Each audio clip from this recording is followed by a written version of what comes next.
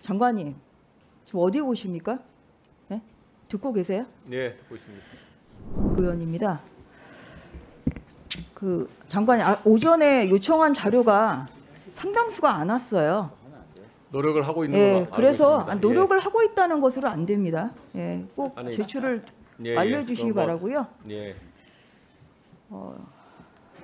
지금 이 사건 관련해서 저는 좀 두 번 그 빈소를 찾아서 유족들을 만났습니다. 장관님, 지금 어디 오십니까? 네? 듣고 계세요? 네, 듣고 있습니다. 그 유족들의 그 피 끓는 소리를 들었고요. 오늘 이 자리에서 본 의원이 질의하는 거는 유족들을 대신해서 질의한다 이렇게 생각하고 성의 있는 답변해 주시기 바랍니다.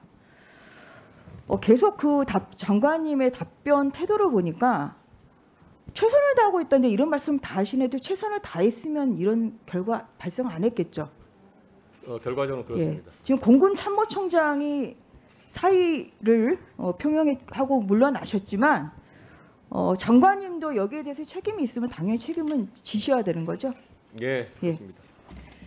이 사건에 대해서 저는 우리의 그 이모 중사가 군에 의해서 살인 당했다고 생각합니다. 이거는 군에 의한 살인이에요. 여기에 관련된 모든 분들은 살인의 공동 정범 내지는 방조범입니다. 회식 자리에 간 경위, 그리고 추행 사건 발생, 그에 이루어진 무마 회유, 늦장 수사, 피해자 보호 소홀, 국선 변호사의 무성의, 2차 가해까지 모든 단계마다 다 잘한 부분이 한 부분도 없습니다. 여기에 관련된 모든 분들이 다 이 이모 중사의 이런 비극적인 죽음에 대한 살인의 책임을 저는 져야 된다고 생각합니다. 그래서 진상조사 굉장히 중요한 것이고요. 제가 하나하나 묻겠습니다. 저는 이 사건의 첫 단추가 일단 잘못 끼워졌다고 생각해요. 그 3월 2일에 그 이모 중사가 이제 그 회식 자리에 간 경위 알고 계십니까?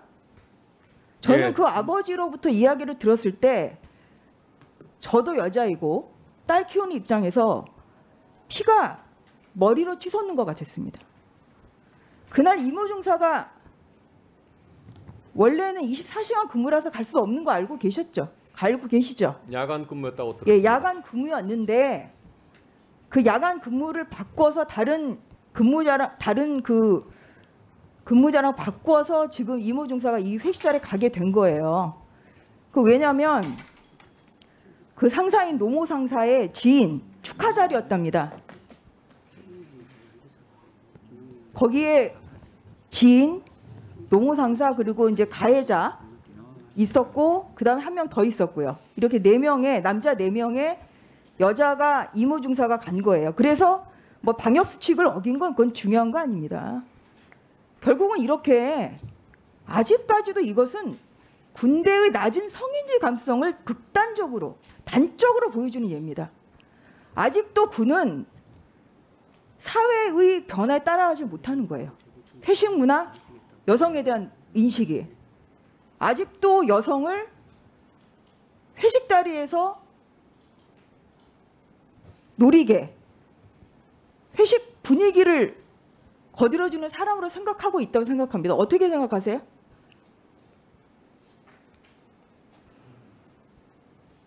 이 부분에 대해서 전수조사하십시오. 이것도.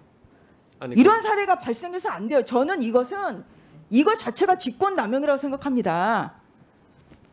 당번인 사람을 회식 자리에서 그냥 뭐 음식 뭐 접대하고 이런 것으로 이용해서 여성을 그런 것으로 이용해 가지고 지금 가게 했던 이 자체가 군대의 낮은 성인지 감수성 보여주고 있습니다. 이거는 다른 이런 사태가 발생하지 않도록 이건 철저히 이것은 일벌백계를 해야 될 뿐만 아니라 관련자들 문책뿐만 아니라 앞으로 이런 사태가 발생하지 않아야 된다고 생각합니다. 어떻게 약속하시겠습니까? 예, 철저하게 교육시키겠습니다. 이게 군 성폭력 지휘자 지원 피해자 지원을 위한 업무 매뉴얼이에요. 이거 굉장히 자세하게 돼 있습니다.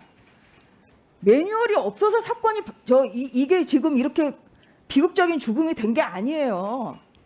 결국은 매뉴얼이 있어도 작동을 안 했다는 게 지금 이게 가장 중요한 겁니다. 장관님, 이 사건에 대해서 중요한 그 문제점이 뭔지 다시 한번 말씀드리겠는데요. 그렇기 때문에 아무리 좋은 제도가 있어도 그것을 제대로 안 지키면 그것은 백해무익이에요. 그 다음에 보겠습니다.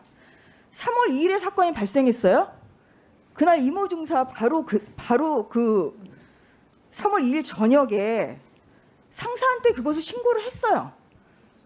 그럼 신고를 하면 당연히 그 지휘관에게 당연히 바로 신고가 돼야 되는 게 맞죠? 예, 그렇습니다. 이 사건 안 그랬다는 거 알고 계시죠? 그 야간부터 그 다음날 아침까지 예, 이런저런 일이 무마 있었습니다. 아침까지가 아닙니다. 그 유족들한테 들을 때는 저녁까지, 그 다음날 그날 저녁까지. 그 다음 날 3월 그 다음날 2일 저녁까지. 사건 그렇습니다. 발생하고 예, 그 상사에게 보고를 했는데 만 하루 동안 굉장한 무마와 회유가 있었어요. 가해자가 찾아온 건 뭐 말할 것도 없고요. 상사들이 그냥 참아라 이렇게 했기 때문에 그날 9시 반에 이모 중사가 참다 못해서 상사랑 얘기를 하다가 밖에 나가서 고모한테 전화를 했답니다. 고모가 그래서 그 얘기를 듣고 화가 나서 상사를 바꾸라 그랬대요. 그래서 따지니까 그때서야 상관에 대한 보고가 이루어졌다고 합니다. 지금 군이 이렇게 돌아가고 있어요. 신고가 되면 바로 가해자, 피해자가 격리되는 거 알고 계시죠? 예, 그런데 격리는 뭐 말할 것도 없고 아예 대놓고 지금 해외 압력이 있었다는 겁니다. 이게. 그래서 이 부분에 대해 당연히 책임을 물어야 된다. 동감하시죠? 그래서 수사를 그 부분도 같이 하고 있습니다. 그리고 이제 그 다음에 격리 회수가 또 바로 이루어지질 않았어요. 이것도 격리를 오히려 당한 거죠. 피해자가 오히려 격리를 당했어요. 왜냐하면 그 다음날 그냥 청원휴가 형식으로 그냥 뭐 자연스럽게 격리가 된 거예요. 사실상의 격리 조치는 그로부터 2주일 후인 3월 17일에 가해자가 다른 부대로 배치가 된 다음에 됐습니다. 지금 이 피해자, 가해자 이 격리 이 아주 기본적인 건데 이것도 지금 제대로 지켜지지 않았습니다. 그 다음 단계 보겠습니다. 여러 가지가 있습니다만 일단 이번 첫 질의에서는 가장 중요한 거, 제가 가장 중요하게 생각하는 거 하나 여쭤볼게요. 5월 27일에 이건 이제 사망 이후죠. 가해자 휴대폰 압수수색 영장 발부받은 거 알고 계시죠? 예, 들었습니다. 이미 일부는 드린 겁니다. 이미 일부는 드렸어요. 너무 질의가 좋아서 제가 일부는 미리 드렸어요. 다른 분들은 한 번도 그런 적이 없었는데 죄송합니다. 요거는 그러면 제가 다음 질의에서